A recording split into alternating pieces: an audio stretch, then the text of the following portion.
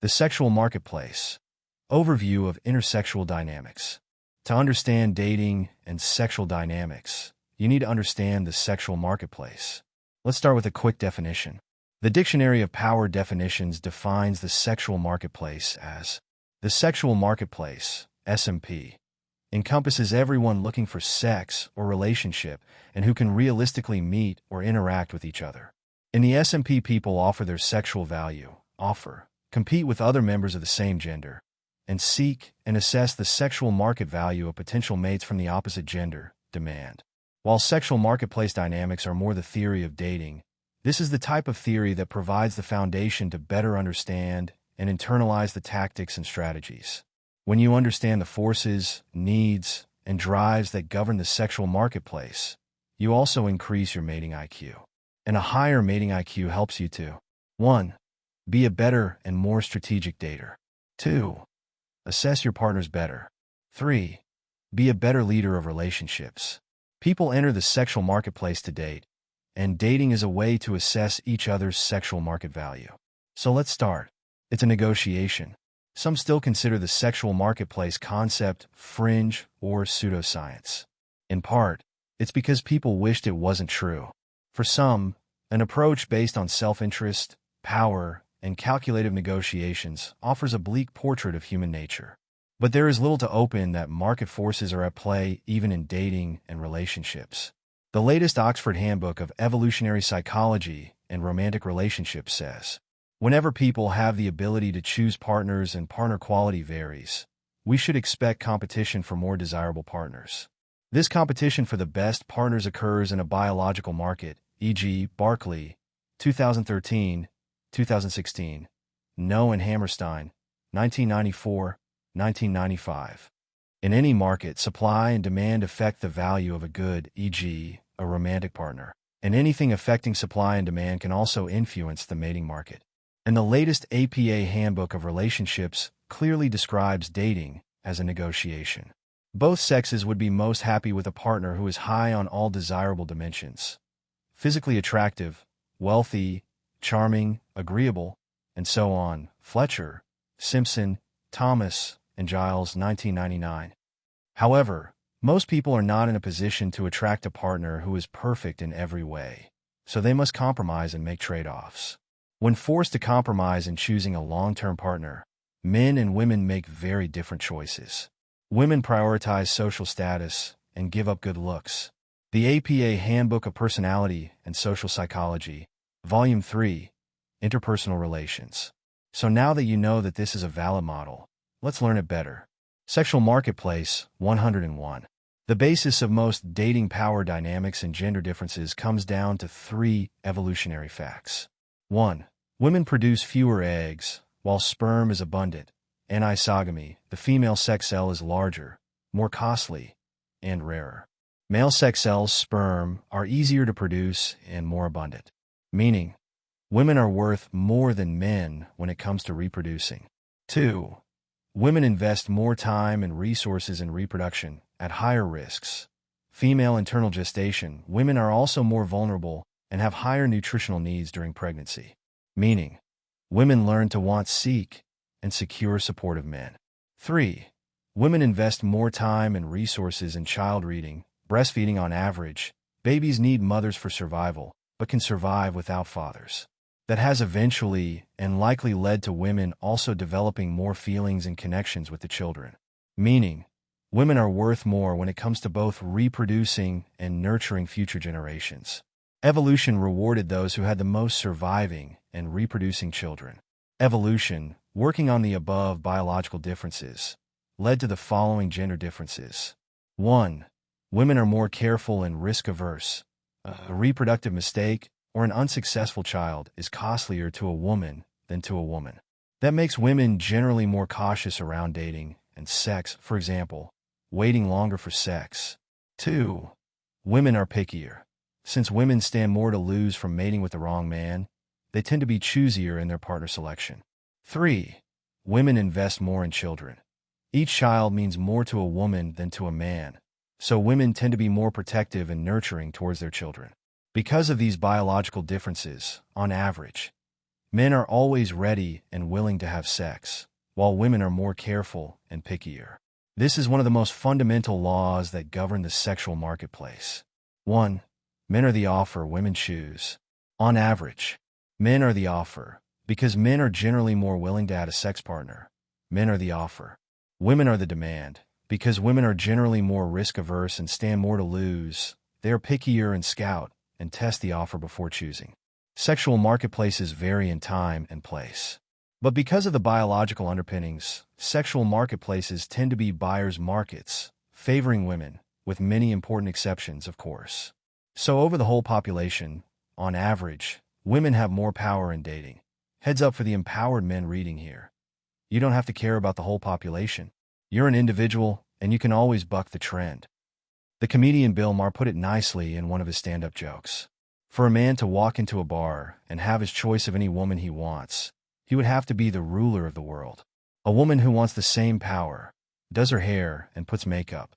In other words, when it comes to short-term dating, any reasonably attractive woman has more or less the same power as the male, ruler of the world. 2.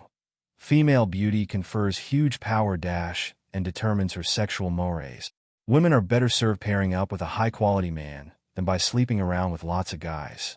So more beautiful women are more able to secure high-quality men and, generally speaking, prefer securing a relationship with them. Hence, more beautiful women are more often in relationships than less beautiful ones. Beautiful women command lots of power and are better served to find a high-quality provider. Higher SMV women have more relationships. Women's overall value impacts their dating choices and behavior. Less attractive women have fewer chances of securing high-quality men, so they may lower their standards and be more willing to engage in short-term sex. Obviously, they'd also prefer sleeping with high-quality men. And since men are more willing to go for quantity, they may be able to get a short-term fling with a man who is generally higher quality than they are. For the same reason, less attractive women might also pursue a quantitative strategy, such as giving birth to more children with comparatively less providing. It's rare indeed to see a very beautiful single mother, and single mothers seem to cluster in the lower rungs of society. 3. But there are limits to beautiful women's dating power. So, women have power, and men just parade and hope to get picked? Well, no. Here is another rule of the sexual marketplace. General rules are poor at explaining the dynamics of the sexual marketplace. The general rules most often apply to the middle of the bell curve for average men within normal distribution environments. But where selection really gets interesting and where there are most rewards to be reaped is at the extremes. Taking sexual market value as an example, and to simplify, more exceptions and contingencies to the general rule of female power in the SMP. 1. Dating is not only short-term, and men also get pickier for long-term. 2. Women don't want any man, but truly crave higher quality men.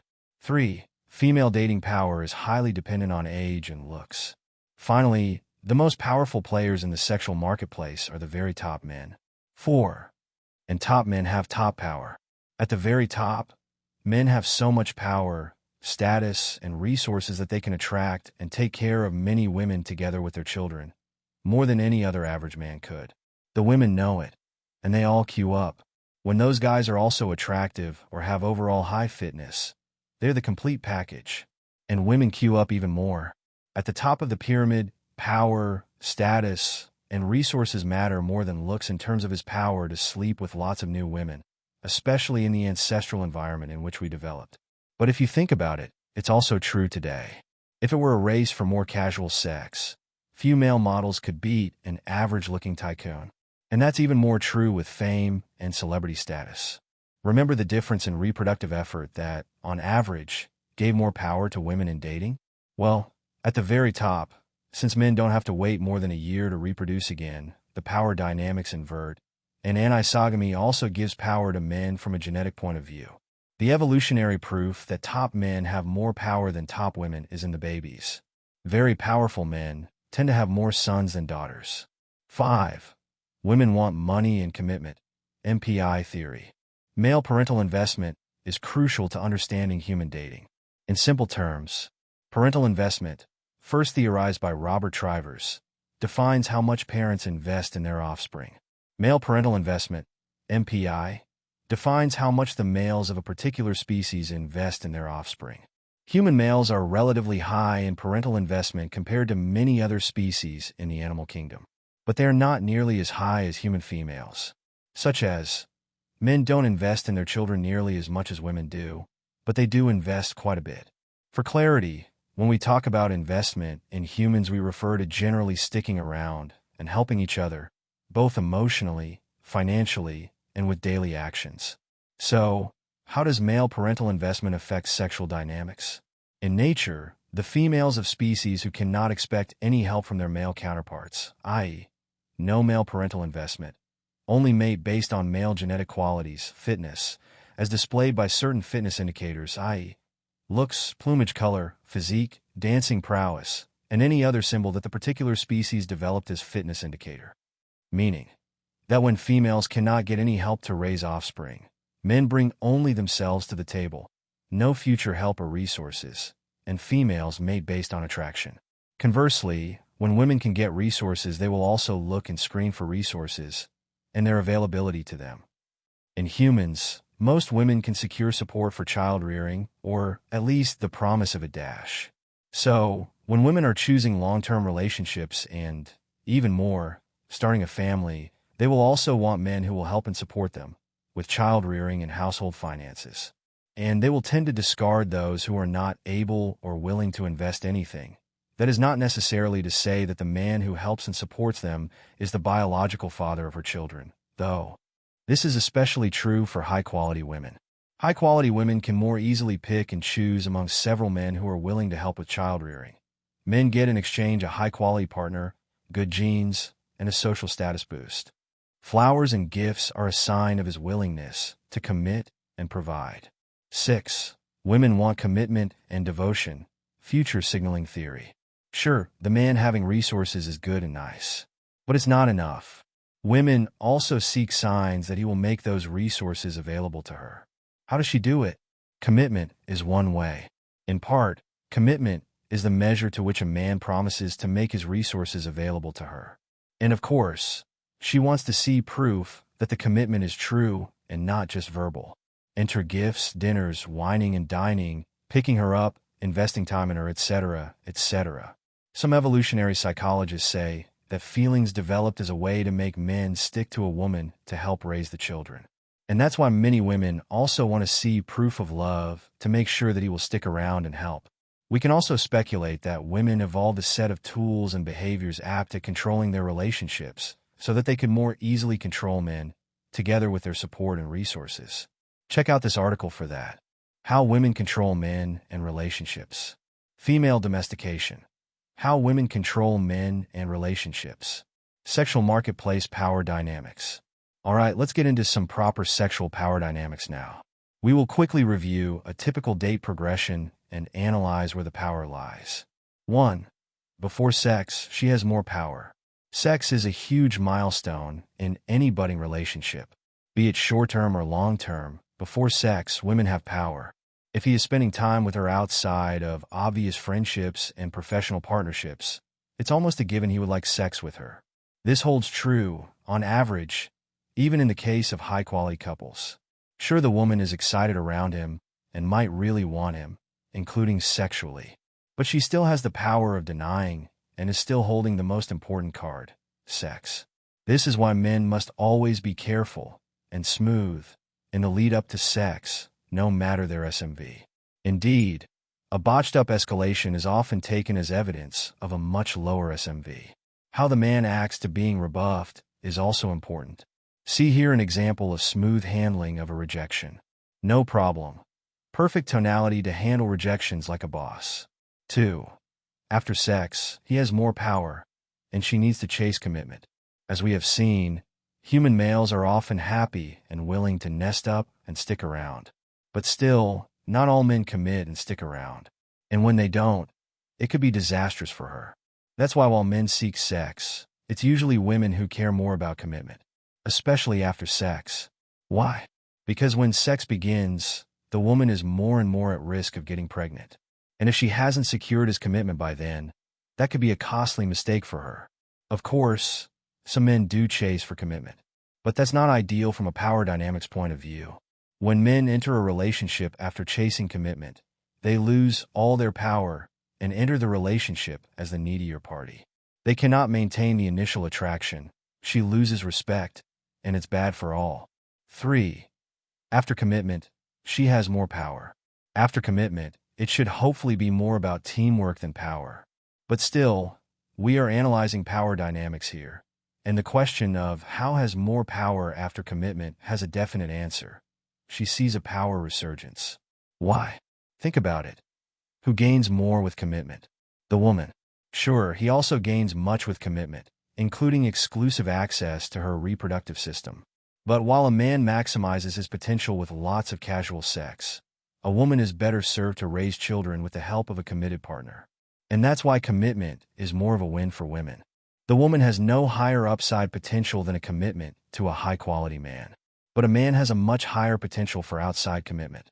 That's why, with commitment, the man is giving more and the woman is taking more.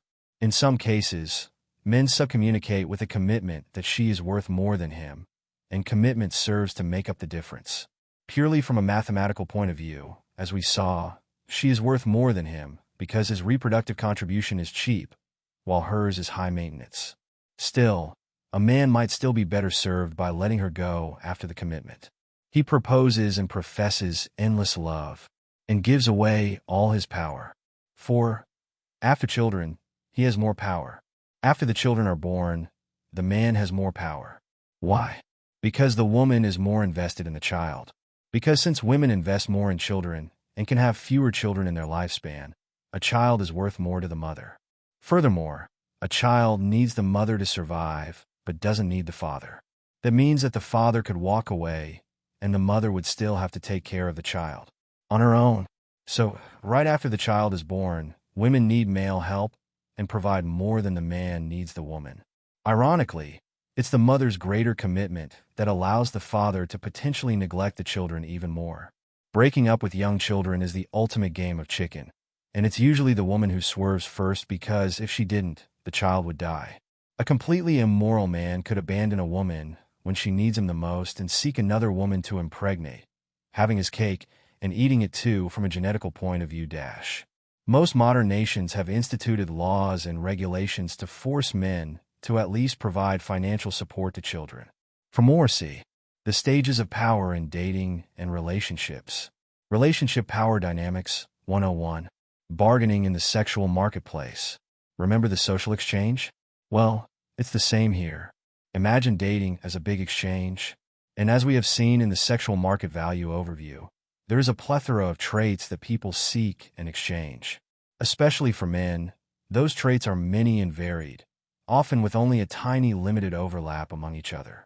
This means men need to master more areas of their lives to reach their full potential. But that also gives men more freedom and more potential for power because they can make up for one trait's lack with another trait's abundance. 1. Value exchanges in the sexual marketplace. The rule of thumb. People tend to pair up around the same overall value. That's why self-development is crucial to sexual success. The self-assessment of one's own sexual market value is a mix of self-esteem, confidence, sexual marketplace feedback, past sexual success, or lack thereof, and of course, temporal and environmental variables, i.e., the competition and normal mood swings. Of course, the assessment varies somewhat, but overall, people tend to have a relatively good grasp of their value and an unconscious idea of what they can realistically get. Proper value targeting and matching helps reduce rejection and wasting time on unobtainable mates. But it's also important to the health of the relationships, and since the health of the relationship is also important to make and grow healthy children, it does make sense to target people who are going to be happy with us. However, partnering up with the same overall value is not the same as being similar. Most couples do end up looking similar, that's true, but most couples look similar only because most people are not excellent in any single trait. Enter what the disassorted bartering is. 2. Couples match total value, disassorted bartering. Because the sexual marketplace matches different intragender needs and wants, it's very possible to end up with very different couples. How? With disassorted bartering. The general rule is that the more value you have, the more you can ask back. But since there are different traits that are being exchanged, a subset rule is that the more of a certain type of value you have, the less you can give in a different type of value. Biologists, for example, report that in some species of birds, more attractive males work less and care less about the children. Why? It's because a huge amount of value in one trait, physical appearance, allows those birds to give less or nothing in another trait, caring and support. But the couple still forms because she is still getting enough total value. 3. Sexual bartering in humans. The same is true in humans. Since the currencies that both sexes appreciate are different, you can get couples who look much different. For example, the young woman who's trading her looks and reproductive years for his resources. An unattractive but powerful smart man pairing up with an attractive woman. Handsome black man pairing up with an overweight white woman. These exchanges are perfectly valid because, albeit uneven on a specific currency, they still match up on the total value. Or so at least think people who enter those relationships. The only ones who complain, of course, are more average people who are not very valuable in any specific currency. So instead of looking at themselves, or, mind you, to the obvious fact that the couple was happy enough to enter into a relationship, they prefer finger-pointing and acting offended and scandalized. For anyone who wants to see, this assortative bartering is everywhere. Women demand higher income to date races they don't like. Billionaires marry young women. Polity T. Al, 2013. And psychopaths court older women to monopolize their finances. Brown, 2009. Power allows for the bargaining sex in exchange for opportunities. Mating systems and power dynamics. Culture, environment, and marriage systems heavily impact dating dynamics. In general, monogamy empowers lower status men. Polygyny empowers high status men. Women may be better off with polygyny's larger choice. Society may benefit from monogamy. Why women may benefit from polygyny. It's largely a question of larger pool to choose from. For example, in environments with scarce resources, a woman may be better off being the 10th wife of a king than the only wife of a struggling peasant. However, attractive women may gain with monogamy because they can monopolize a high-status man. And what about society? It doesn't take much for polygyny to create a pool of disenfranchised men with little hope for relationships or sex. And they have nothing to lose. Many Western societies have been moving away from monogamy. Some authors defined Western society as serial monogamy or soft polygyny. There is also plenty of room for men living in big cities to be fully polygynous, whether that's polyamorous, such as with the consent of all, or hidden. Summary. The sexual marketplace follows many of the economic rules of supply and demand, with operators trying to get the best deal for themselves. This post gave you a quick overview of some of the most fundamental rules that govern the sexual marketplace.